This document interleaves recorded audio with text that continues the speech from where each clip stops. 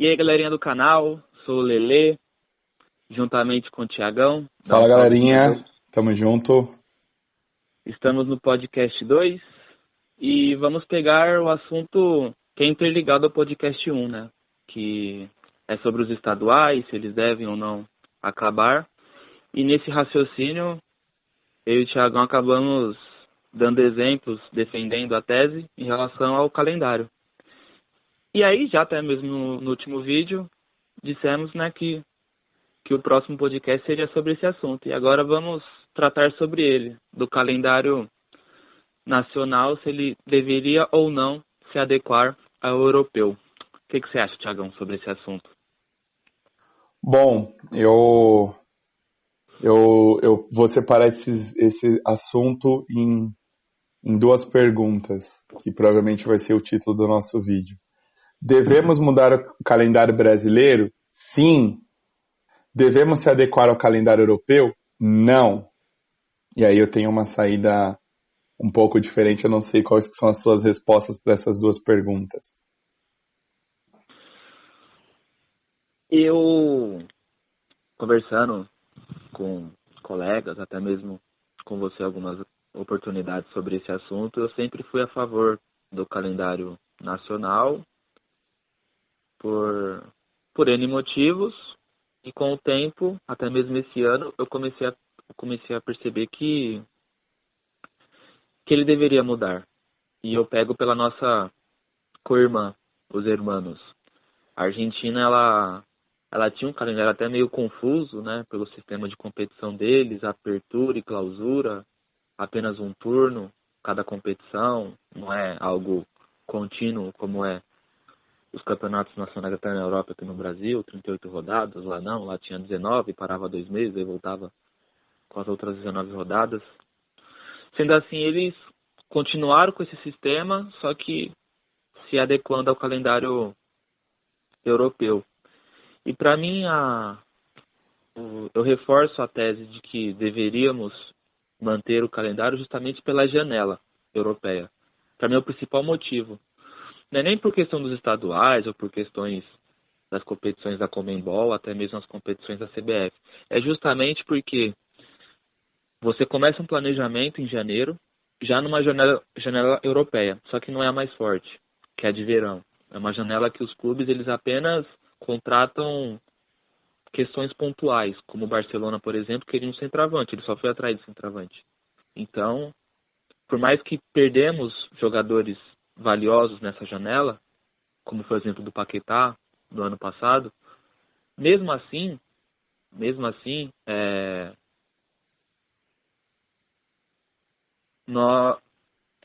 os times conseguem manter uma base para uma fase de grupos de Libertadores, até mesmo para o início nos estaduais. Agora, quando a janela chega em julho ou agosto, é complicado. Os clubes perdem demais. E eles perdem no momento crucial da janela. Quantos clubes que estavam voando tecnicamente na questão de entrosamento acabaram com o tempo, pela janela e por perder jogadores, se prejudicar e até não manter o rendimento nas competições de mata-mata, seja a Copa do Brasil ou Libertadores, ou até mesmo no pontos corridos. E você se adequando à janela europeia, você começa os campeonatos iguais aos poderosos que podem tirar jogadores. Então, fica uma coisa mais, entre aspas, igualitária. Se você perde um grande jogador, você está no começo da temporada, então você pode já modificar algo e não prejudicar um trabalho longevo. Minha principal tese em relação à janela, que os clubes vão sentir menos ao perder jogadores para janelas europeias, até mesmo asiáticas. A questão da janela, ela também é pensada na minha tese de como deveria ser o calendário brasileiro, mas particularmente, mas isso é só uma coisa minha que não entra na minha tese, mas até por nomenclatura. A NBA é assim, a MLB é assim, a NFL é assim, os campeonatos europeus são assim, e eu detesto. O campeão da temporada 19. Pera, a final em 19 O campeonato que começou em 19 em agosto, você se perde até no tempo. Eu acho que é até uma contagem um pouco ruim para quando você for explicar para alguém o esporte. Graças a Deus, a própria NFL ela tem um número do Super Bowl. Mas, de qualquer forma, é aquela coisa. O Super Bowl 54 é a temporada 19 e 20. Mas isso não entra na minha tese, mas é um ponto, é um detalhe importante, por marketing mesmo. Uma coisa é você falar a temporada 2020 da Champions League começou em janeiro e começou em dezembro. Não quero mudar o calendário europeu, porque justamente não quero mudar o calendário brasileiro, e aí eu tenho um motivo simples. Como que é a vida? O futebol ele nunca vai ser uma redoma diferente do seu país, diferente da sua cultura, diferente das partes climáticas que você tem. As férias de verão aqui no Brasil é em janeiro. É impensável você querer praticar futebol em janeiro. Vai cair o nível técnico, com toda certeza. Vai cair. E de qualquer forma, é nesse período que os clubes... o seu torcedor ele pode acompanhar como que vai ser para a temporada. Ele já pode acompanhar para se preparar. Essa é a principal janela para nós. Para os europeus, não. Porque justamente o verão deles não ocorre em janeiro. Não ocorre em janeiro e dezembro. É julho e agosto, que quando vai começar a temporada deles. A mesma coisa da Fórmula 1, que não tem corridas, não é que não tem, mas o calendário da Fórmula 1 tem a pausa dela em agosto. Então, tudo pensado justamente nas condições climáticas. E por tudo isso, daria para se ajeitar, desde que os clubes eles se planejassem muito bem. O Santos ele tem um modelo que eu gostei e eu acho que poucos santistas conseguem compreender. Se o Barcelona pagou 1 milhão de euros ou 86, e aí o Santos ficou com 27, o Santos ficou com 15, recebeu 13, recebeu 30 milhões de euros, que seja. Neymar ele vale todas essas cifras que a gente comentou. Só que o que o Neymar deu para o Santos é uma coisa que está na história, que não vai ser nenhum governo, que não vai ser nenhum calendário, que não vai ser nada que vai apagar. São títulos. São títulos que é uma das partes mais importantes de qualquer clube em relação a qualquer esporte. E aí o Neymar ele despontou em 2009, ele foi campeão num Santos fantástico em 2010, com 19 anos ele ganha sua primeira Libertadores com 19 anos e só sai em 2013 pro futebol europeu. E desde que eu me conheço por gente, não teve nenhum Neymar, não teve nenhum jogador com maior qualidade que o Neymar. Então, dito isso, eu digo, se os clubes conseguem perder os jogadores, por mais que a competição é desleal monetária, é realmente desleal. O euro hoje, em 2020, ele vale, sei lá, 5,97 deve estar a cotação do euro comercial. É 1:6, é totalmente desleal. E aí, se você pensar na Libra, deve estar na casa do 7, de 1:7. O dólar tá na casa de 1:5, 5 e pouco. Tá desleal a competição, não vou ser hipócrita de achar que não. A janela europeia não afeta. Afeta sim, porém, afeta quem não se planeja. Eu tenho certeza que tem como se planejar, tem como todos os clubes conversarem com os jogadores, enfim, a gente começar a mudar um pouco essa cultura de que já tem em outros esportes. O Jupp Heynckes, sabendo que na próxima temporada ele não vai ser técnico do seu clube. E mesmo assim ele vai lá e ganha seus títulos. Poxa, é simples. Eu quero tirar o Vinícius Júnior aqui do Flamengo. Ó, Real Madrid, janeiro, beleza?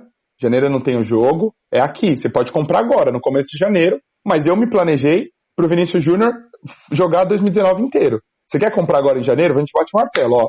Janeiro do dia 15, ele vai jogar 1 ano aqui. É isso. Ah, é difícil. Só que a gente tem que entender que se a gente isso é para tudo na vida. Se a gente começa a aceitar todas as regras do leão da selva, esquece. Você sempre vai ser a presa. E aí na questão monetária, é uma coisa que está além do esporte, que a gente não vai conseguir mudar eu acho que, não sei se nunca, mas Eu não vejo nos próximos 70 anos o euro e o dólar sendo 1 para 1. Amaria que fosse. Então, de qualquer forma, até adequando ao calendário, nada impede de que você termine a sua temporada em julho e lá no último dia, né, de julho, o Chelsea não conseguiu contratar o Lautaro Martinez, ele vem e tira o Gabigol. Não adianta, porque, mas tá bom, eu comecei meu plantel sem sabendo que o Gabigol ia jogar o ano inteiro, mas de qualquer forma, você não se planejou. Planejamento não é você saber que não vai poder contar com o jogador. Planejamento é coisa de um mês, no mínimo, pro futebol. É o mínimo que deveria ser. Por isso que os clubes, eles contratam Guardiola, sabendo que já tem um outro treinador, para justamente eles planejar, para o cara chegar vinculando alemão. Então, por tudo isso, não vejo uma saída saudável para o nosso futebol, adequando ao calendário europeu. Eu entendo em referente à janela, porém a gente tem que entender as questões climáticas e culturais do nosso país.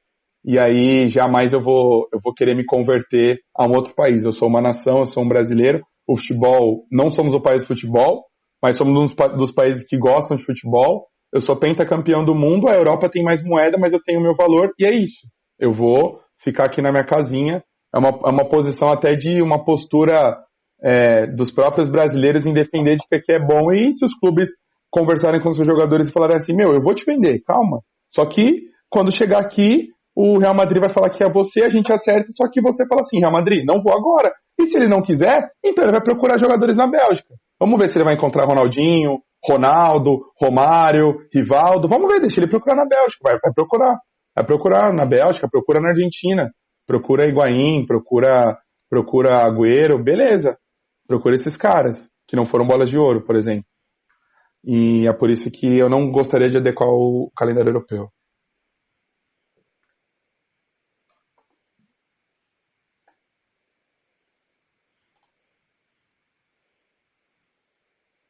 Alô?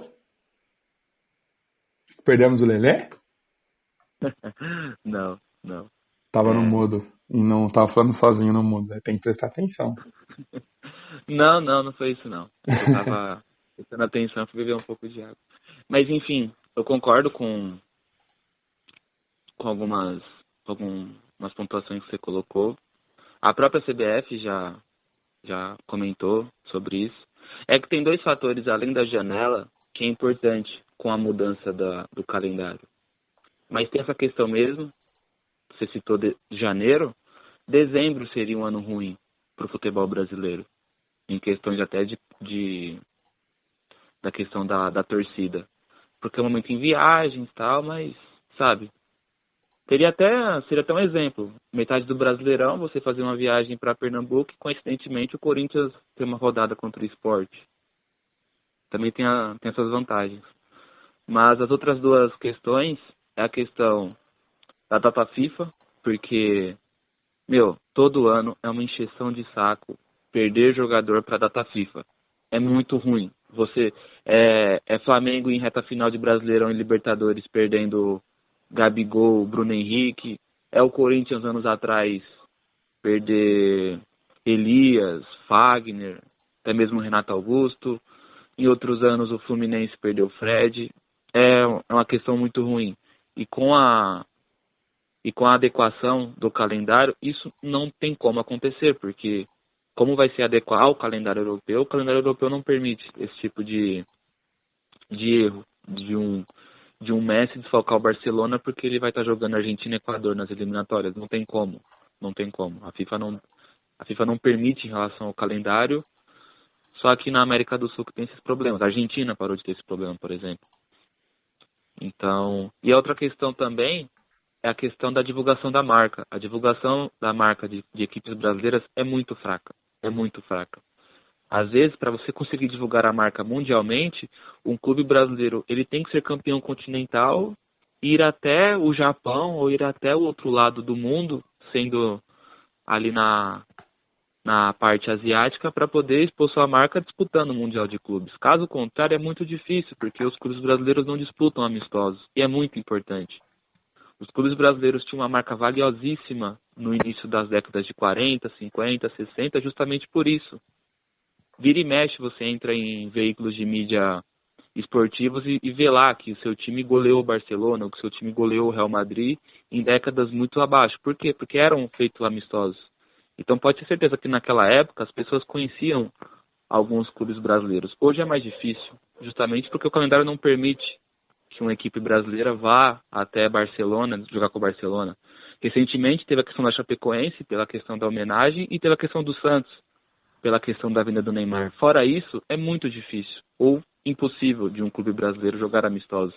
Então, readequando ao calendário, isso facilitaria muito. Tem até a famosa Champions Cup, que é uma competição organizada por americanos que convidam equipes europeias e da CONCACAF a jogarem amistosos. Com certeza iriam convidar equipes brasileiras, pelo valor que tem, pelo conhecimento que tem. Mas acabam não convidando justamente porque as equipes estão concentradas em outras competições, sendo Brasileirão, Copa do Brasil, né, ou até mesmo competições continentais. As equipes mexicanas hoje, elas têm uma divulgação de marca bem melhor que as equipes brasileiras, justamente porque as equipes mexicanas também têm um calendário próximo do europeu. Então, eu entendo, eu não acho um erro crucial, um erro catastrófico manter o calendário, mas eu vejo muitas soluções, caso ele mude. Então, mas justamente as minhas duas perguntas. Você mudaria o campeonato? Sim. Se adequaria ao europeu? Não. Então, como que você faria? Justamente tudo isso. Eu tenho que olhar primeiro para as questões culturais do meu país para depois olhar para as questões culturais do outro país. E a exemplo disso de data FIFA é simples e objetivo. O Brasil, como pentacampeão do mundo, precisa começar a ter alguma imposição dentro do cenário mundial. Os campeonatos aqui eles podem se ajustar, se a FIFA for totalmente organizada, a essas datas FIFA, a não ter aqueles jogos no dia e nem um dia antes, nem um dia depois. A questão da divulgação da marca é uma faca de dois gumes, porque eu vou dizer por mim, para mim ver uma rodada inteira do Campeonato Brasileiro e ver uma rodada inteira da Premier League, eu vou preferir a da Premier League, só o clube do meu coração que eu vou assistir. Adequando ao calendário europeu, eu vou ter dias que eu vou ter Barcelona e Real Madrid, Chelsea, Arsenal, Corinthians e Palmeiras, e aí eu tenho certeza absoluta porque os estádios estão me dizendo isso, são números e contra fatos, não argumentos. Hoje o brasileiro ele prefere ver na TV, e aí é que tá. Se não fosse o clube do coração, você não vai assistir. E aí você vai preferir assistir esses europeus. Então eu tenho certeza que poderia ocasionar uma troca de cultura. As pessoas começarem a gostar dos clubes europeus e não daqui. E a exposição da marca, isso é um ponto importante. Por isso que eu disse, mudaria o calendário? Com toda certeza. Para pensar em data FIFA, para pensar em janela e para pensar em divulgação da marca. E como você faz isso? Primeiro de tudo, não pegando um modelo existente. A Europa é um país, é um continente do tamanho do Brasil. Então, querer a gente fazer igual, sendo que não dá. Mesmo que adequar datas, não é a mesma coisa, porque um voo de Milão para Paris é um mesmo tempo de um voo de São Paulo para o Nordeste, por exemplo. Sim, sim. Não, é por isso que por mais que eu considere que para o futebol brasileiro seria uma pequena evolução e com o tempo até aumentar isso em relação ao calendário, mas eu vejo maneiras de ajustar o nosso calendário tendo de janeiro a dezembro. Eu não vejo algo catastrófico, algo que, tem que tirar imediatamente. Não vejo assim. Até pela questão que eu acabei de citar, que dezembro a janeiro seriam meses de, teoricamente, estádios vazios, justamente por ser uma época mais de viagens aqui no nosso país, pela questão, né, do fim de ano. Até porque também tem que se considerar que em alguns países não tem rodadas, né, nesse período, entre dezembro a janeiro. A Alemanha é um dos exemplos. Mas é uma questão muito polêmica, a adequação. Eu não vejo a adequação sendo implementada no futebol brasileiro, pelo menos até a próxima Copa. Eu não vejo até 2022 isso acontecendo. Você até falou da questão da divulgação da marca e a questão da data FIFA. Temos um outro problema, né, que é a nossa entidade. que ela é fraca, egoísta e pensa apenas em dinheiro. Não pensa de como é produzido e de como é estabelecido o esporte no país, que é a CBF. A CBF conseguiria, de janeiro a dezembro, adequar um calendário justo para que nenhum clube se prejudique pela questão da data FIFA. Porém, não acontece. Então, digamos que o calendário europeu iria disfarçar esse demérito da entidade. Exatamente, o que concordamos aqui, pessoal, já passamos dos 20 minutos e já vamos encerrar, é que precisamos mudar o calendário. E aí, deixem a opinião de vocês, se vocês concordam com a adequação do calendário europeu, ou se vocês não concordam com a adequação do calendário europeu, vocês acham que o calendário está ótimo assim, o calendário está ruim, o que seria uma saída bacana, porque é um assunto muito polêmico, mas eu acho que para todo mundo é notório que hoje, do jeito que está, não está bom, e precisaríamos mudar, e aí podemos, junto com outras experiências de outros países, até os nossos irmãos, os hermanos aqui do lado, que começaram a adequar os seus campeonatos próximo ao do europeu, enfim, de acordo com cada cultura, cada aspecto de extensão territorial do país, enfim, para a gente mudar o calendário para termos um futebol mais competitivo, para vocês verem Juventus e Palmeiras, para vocês verem Atlético Mineiro e Arsenal, para vocês verem Cruzeiro e Fenerbahçe, e ser sempre recorrente o seu time estar fazendo viagens à Europa que até você possa acompanhar, porque isso é super importante. Não perder jogadores, desde que eles não estejam planejados, porque existem sim algumas percas que elas são planejadas. O Seedorf, ele sai do Real Madrid e por conta dessa transferência dele, ele não tem a quinta Champions League segundo a UEFA, embora que ele fez gol na fase de grupos, e ele saiu no meio de uma temporada. Provavelmente o Real Madrid esperava que isso acontecesse, ou era plausível. Se não for, aí é culpa do Real Madrid, não é culpa do calendário. Estou pegando isso como exemplo de um jogador grande que vocês conhecem, que é tetracampeão, e aí colocam aspas, pentacampeão da Champions League. Digo que os clubes precisam ser mais profissionais e cobrar mais das federações, mas esse foi o nosso recado. Se o Lele quiser só terminar de completar, já estamos com quase 23 minutos. E esse foi mais uma polêmica interessantíssima e gostosa de ser discutida. Não, deixar que a polêmica seja continuada pelos nossos inscritos comentando o vídeo, até para não prolongar mais, porque é um assunto que eu e o Thiagão ficamos fácil aqui 50 minutos debatendo, porque 3 horas. Porque é algo bem complexo. Mas caso não seja inscrito, se inscreve no canal. Lembrando que este quadro do podcast vai ser um quadro contínuo no canal. Diariamente teremos um vídeo sobre algum assunto polêmico ou algum assunto de rotina, de como estão as equipes, os calendários, as questões da liga em relação ao coronavírus. E é isso. Quer deixar algum recado, Thiagão?